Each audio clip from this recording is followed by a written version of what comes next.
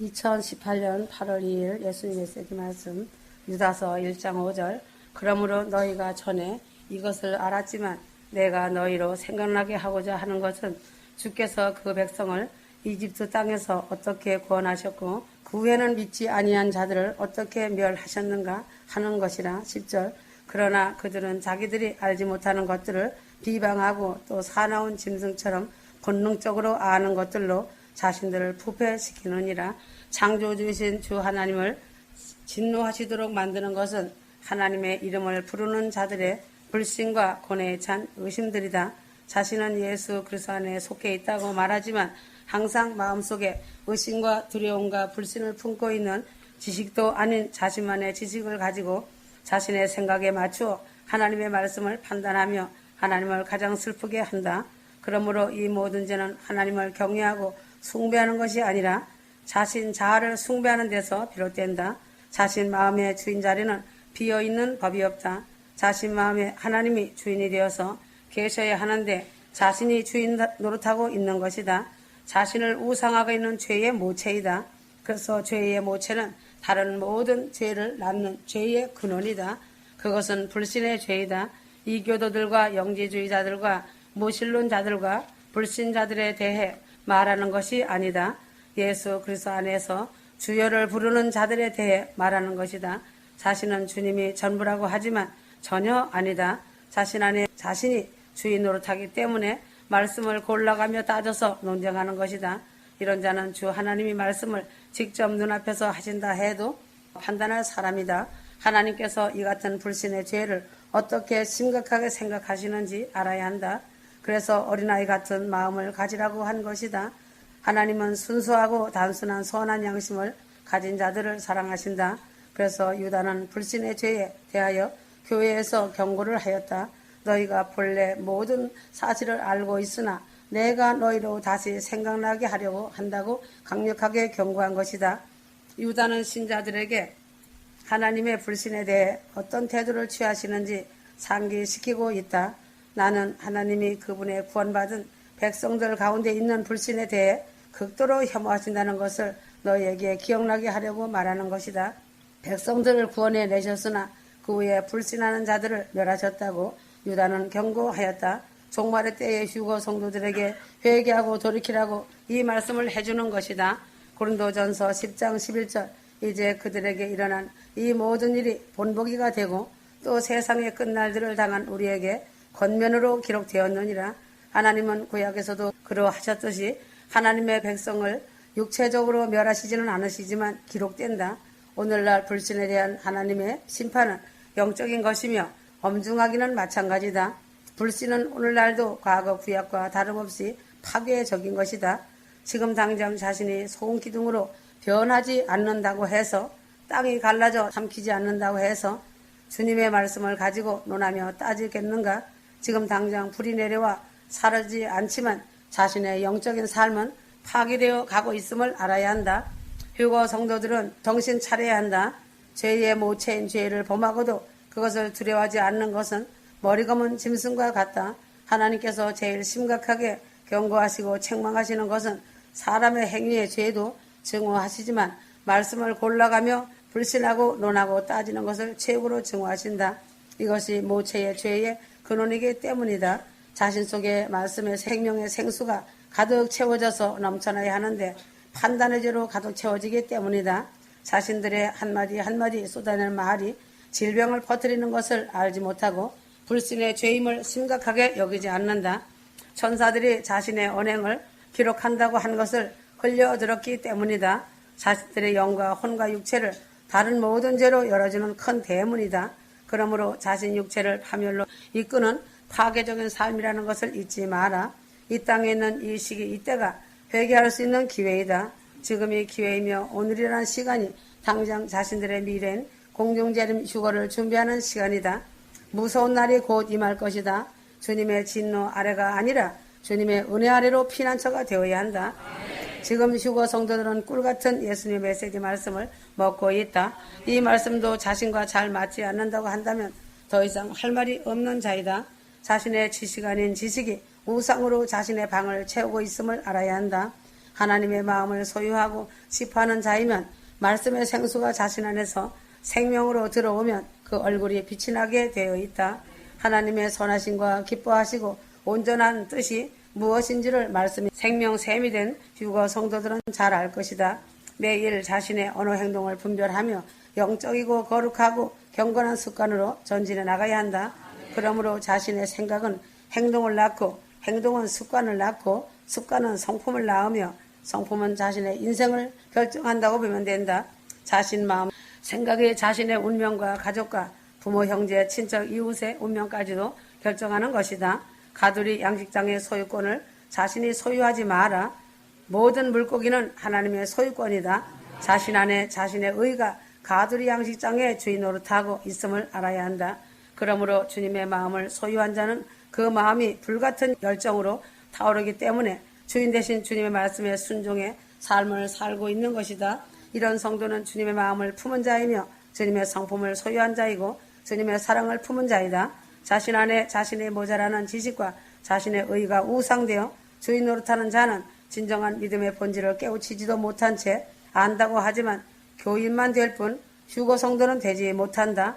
가르치는 자인 목회자라고 하지만 그리스도인이 되지 못하기 때문에 휴거 성도가 되지 못한다. 종교인일 뿐 주님의 참제자가 되지 못한다. 이런 자들은 믿음의 본질을 모르고 기만하여 사는 자들이다. 왜인가? 주님은 메시지 말씀을 통해 분명히 말씀해 주셨다. 교회 안에서 먼저 심판이 이루어진다고 하셨고 큰 권 휴거받을 자들이 적다고 하셨다. 주님은 그래서 메시지 말씀을 신구약을 토대로 경고를 주시며 안전장치인 말씀을 다셨다. 이것은 무조건 심판이 아니고 사랑이시다. 천사가 주님의 심판에 공의를 찬양했던 것처럼 주님의 휴거 성도들은 사랑하시는 아름다우신 아버지의 마음이시다. 또한 주님의 경고는 오래 참으심에 나타나는 아름다우신 성품이심을 알아야 한다. 그러므로 하나님의 마음을 소유한 자는 그 마음이 말씀과 성령을 인해 거듭나고 항상 유지하는 마음이다. 늘 그 마음이 겸손과 회개의 심령으로 자신의 밭을 기경하기 때문에 옥토가 되어 생명의 말씀의 씨가 심겨져서 생수의 강물이 넘쳐 흐르고 있기 때문에 열매 맺는 마음이다. 그러므로 깨닫고 거듭난 마음의 영역이 거듭난 영의 영역이며 믿음이 산술되는 하나님의 지혜의 영역이다. 주님은 휴거 성도들에게 주님의 심장을 주고 계신다. 그 심장에 주님 자신의 눈물을 채우시며 주님 자신의 뜻과 자신의 마음을 계시하시며 진심 어린 신부, 진심 있는 동역자를 원하시는 것이다. 휴거 성도들은 자신 삶 안에서 자신 마음 안에서 이런 회복의 열매가 맺혀야 한다. 예수님의 메시지 말씀에 감추어진 만나와 계시들이 휴거 성도 자신 심령 안에 들어와 주님의 계시와 사랑의 빛 가운데 자신의 죄들과 악한 것들이 소멸되는 역사가 반드시 일어나야 한다. 지금은 영분별이 매우 혼탁한 시기이다. 그래서 말씀을 읽고 많이 들어야 주 하나님의 영적 지식과 총명 안에서 순종과 사랑으로 자라가야 하고 전적인 성령 충만 은혜의 사랑 안에서 생명의 생수의 강물이 흘러 넘쳐야 흘려보낼 수가 있다. 빌립보서 1장 9절에서 10절 내가 이것을 기도하노니 너희의 사랑이 지식과 모든 판단에 있어서 더욱더 풍성하게 되어 너희가 가장 좋은 것들을 분별하며 또 그리스도의 날까지 순수하고 흠없게 되기를 바라며 예수 그리스도를 통하여 얻는 의의 열매들로 가득 차서 하나님께 영광과 찬양이 되기를 바라노라. 그러므로 주님을 아는 지식을 통해서 지각이 연단을 받고 선을 깨달아야 한다. 주 하나님 안에 있는 진리와 선과 공의와 순종과 사랑을 분별하고 구해야 한다. 지금은 주님 앞에 자긍하지 말고 회개하고 돌이켜 열매 맺어 공중 휴거의 영광을 입은 자가 되어야 한다. 이 급박한 시기에 옳은 대로 돌아오는 자만이 휴거 방주 안으로 들어올 것이다. 다니엘 12장 3절 현명한 자들은 창공의 광명처럼 빛날 것이요 많은 사람을 의로 돌이키는 자들은 별들처럼 영원 무궁토록 빛나리라 하였다. 휴거 성도들은 지금 이 시기에는 신랑 주님과 동행하는 삶이 되어야 한다. 자신 마음에 자신이 주인 노릇하지 마라. 주님이 주인이 되시어 자신을 이끌고 인도하실 수 있도록 순수하고 선한 양심이 되어야 한다. 휴거 성도들은 이기적인 마음과 생각이 자신을 지배하고 있다면 빨리 버려야 한다. 이런 것은 사단이 주는 마음과 생각이다. 휴거 성도는 말씀을 읽고 들을 때 다른 사람이 아닌 자신의 비춰 읽고 들으며 깨달아야 한다. 모든 원인은 자신이지 남이 아니고 자녀도 아니고 가족도 아니다. 재난과 재앙이 지속되어지는 것이 환란이다. 마지막 때의 전무후무한 환란은 갑자기 시작되는 것이 아니라 지속되는 재난들을 통해 오고 있기 때문이다. 지금 물이 갑자기 끓지 않고 끓는 수준이 강도가 점점 높아지고 넘으려 하는 시간대이다. 끓는 물이 넘쳐버리듯이 환란이란 재난과 재앙들이 끊임없이 일어나는 과정들을 통해 다가오는 폭염 속 열기는 재앙적 수준이다. 환란인 것이다. 환란의 길목으로서 뉴턴할 수도 없는 극박한 시점이다. 휴거 성도들은 명심하고 거룩함을 추구하여라. 자신의 가족, 권력, 친척이 환란을 통과할 수 있는가? 자신이 몸담고 있는 교회가 진정한 휴거 방주인가? 앞으로 엄청난 일이 일어난다. 하나님의 은혜의 시대인 교회 시대가 끝나가고 있다. 간극의 길목이다. 이제는 냉혹한 인생 겨울이 시작되는 때이다. 그러므로 이 땅에 있는 시간이 절호의 기회이다. 마지막 회개할 수 있는 절호의 시간인 것이다. 자신의 모습을 속히 점검하며 깨어있어 준비하여 인생 겨울을 맞지 마라. 디모데후서 4장 9절에서 21절 너는 내게로 속히 오도록 힘쓰라. 21절 겨울이 되기 전에 오도록 힘쓰라 하였다. 창조주 하나님께서 창조하신 동물들과 곤충들도 월동 준비를 한다. 자연인 나무들도 월동 준비를 한다.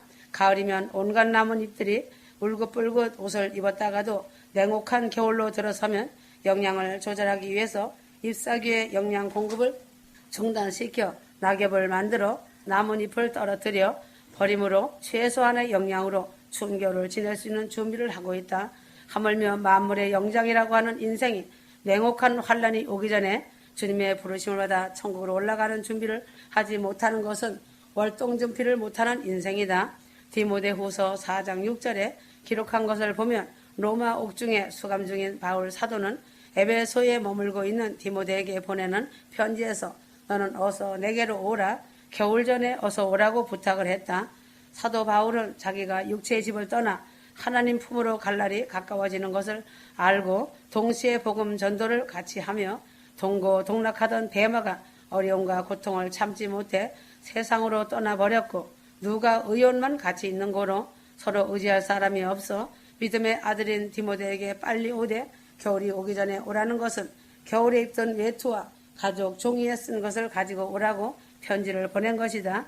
외인과 지중해는 풍랑이 심하고 바다가 잘 얼어 항해가 불가능했기 때문이고 겨울 전에 오지 않으면 다시 보지 못하고 죽음을 맞이할 수 있음을 알고 애제자 디모데에게 너는 어서 오라. 겨울 전에 오라고 한 것이다. 휴거 성도들의 월동 준비는 나팔절 전 밀추수까지의 문턱이다. 나팔절은 유대인의 냉혹한 인생 겨울로서 잠에서 깨어나 속죄하라는 겨울이다. 하나님은 휴거 성도들에게 예수님 메시지를 통해서 신령한 영적 원리를 주시기 전에나 지금이나 자연의 원리를 주었다는 사실이다. 오늘 마지막 대환란 전 대명의 휴거를 위해 자연 원리를 통해서 영적인 원리를 보여주시고 가르쳐 주시고 계시해 주신다는 것이다. 절기들 통해 곡식 추수인 보리 밀추수와 가을 추수인 과일을 통해 추수하심을 말씀하시며 믿음의 추수인 심판을 미리 보여주셨으며 사계절을 통하여 만사에는 때가 있음을 보여주시고 가르쳐 주셨다. 휴거 성도들에게나 교회들에게 심을 수 있는 때인 기회를 주셨고 심은 것을 가꿀 수 있는 때인 기회를 주셨고 가꾼 것을 거둘 수 있는 때인 기회를 주셨다는 사실이다. 그리고는 인간으로서 심을 수도 거둘 수도 없는 냉혹한 겨울이 있는 때를 가르쳐 주신 것이다. 하나님은 인생들에게 기회와 때를 공평하게 다 주고 계신다는 것이다. 자신이 믿음을 따라 천국에 쌓고 심을 수 있는 기회를 충분하게 넘치도록 주시고 계시는 것이다. 그래서 마지막 때 하나님의 보내심을 받은 종들을 보내시어 때를 따라 양식을 나눠주게 하시고 나팔을 부는 사명을 맡겨 주신다. 또한 전 세계로 복음이 증거되도록 인터넷 수단을 통해 천국 복음인 휴거 복음이 성령의 바람을 타고 날아가 각 가정 각 개인에게 편지로 전달되게 하시고 전파케 하셨다. 그러므로 누구에게나 기회를 주셨기 때문에 어느 누구라도 핑계치 못할 것이다. 자연의 겨울이다. 봄, 여름, 가을이 지나면 반드시 겨울이 온다. 봄에 농부가 씨 뿌려 가꾸며 여름에까지 가꾸고 가을에 거두는 것은 겨울을 위한 준비이다. 겨울은 심고 거둘 수 없는 냉혹한 계절이다. 그 다음은 인생 겨울이다. 자연의 겨울이 있는 것처럼 인생의 겨울은 두 가지로 임한다. 자신의 죽음이 인생 겨울이다. 죽음에는 순서도 없고 나이도 없고 예고도 없다. 올 때는 순서를 쫓아서 왔지만 갈 때는 순서도 없고 갈 때도 알지 못한다. 이것이 인생의 생자 필멸이다. 하나님께서 부르시면 더 살고 싶어도 소용이 없고 자신의 하던 일을 다 끝내지 못했어도 가야 하는 길이 죽음이다. 죽음도 냉혹한 계절과 같다. 사도 바울이 그랬다. 모세도 가나안에 들어가지 못하고 느보산 모압 땅에 생을 마쳤다. 주님이 공중재림 휴거로 오시면 회개를 다하지 못해도 소용이 없다. 그렇게 회개하고 정결하게 살라고 했지만 등한히 여기다가 후회에도 올라가지 못하고 환란에 남아야 한다. 기름 준비를 할 수 있는 기회가 다시 주어지지 않는다. 죽음보다 비교할 수 없는 냉혹한 겨울이다. 방주문이 닫히면 다시는 열리지 않는다. 자연을 통해 하나님의 말씀하신다. 자연의 겨울은 월동 준비하는 것이다. 이것은 인생 겨울을 준비하라는 하나님 메시지로 인식해야 한다. 휴거 성도들은 공중재림 휴거의 방주를 잘 지는 월동 준비해야 한다. 공중재림 휴거가 임박했다면 실제가 있을 천년왕국이 얼마나 가까이 왔을까 알아야 한다. 공중재림 휴거 첫째 부활에 참여하는 휴거 성도들은 복 있는 자들이다. 계시록 20장 6절 첫 번째 부활에 참여하는 자는 복되고 거룩하도다. 둘째 사망이 그들을 다스리는 권세가 없고 오히려 그들이 하나님과 그리스도의 제사장들이 되어 천년 동안 그와 함께 통치하리라. 그러므로 요한계시록 20장 1절에서 10절까지 천년이라는 숫자가 6번이 나온다. 그만큼 중요한 숫자이고 중요한 깊은 뜻을 담고 있다. 하나님께서는 천년왕국에 대해서 큰 대망의 문을 여시고 인간 농사를 헤아릴 수 없이 지으실 것이다. 하나님은 인간 농사의 대가이시다. 창대케 되길 원하신다. 분봉왕들을 세우시고 천년왕국을 이루어 가실 것이다. 계시록 20장을 보면 천년왕국이 얼마나 가까워졌는가 생각해 보면 금방 알 수 있다. 지금 시기가 대환란 전 휴거의 시간이 아주 임박한 때이다. 그러므로 대환란은 전무후무한 환란이기 때문에 감해주지 않으면 입맞은 유대인 말고는 살아남을 자가 없다. 그래서 7년 대환란이 단축된다는 것이다. 그러므로 천년왕국이 매우 가깝다고 하는 것이다. 사람들은 천년왕국이 아직 먼 훗날 몇 천년이나 남았다고 생각하고 있다. 휴거 성도들은 아주 가까이 왔다는 것을 깨닫고 알아야 한다. 천년왕국이 얼마나 중요한가를 믿어야 한다. 휴거 성도들은 전천년설을 믿는 것이 당연한 것이다. 전천년설은 가장 정상적이고 전통이고 하나님의 시간의 순서대로 이루어지는 학설이다.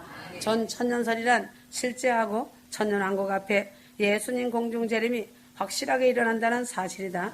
그래서 첫째 부활에 참여하는 휴거 성도들에게는 더 깊은 의미가 있는 것이다.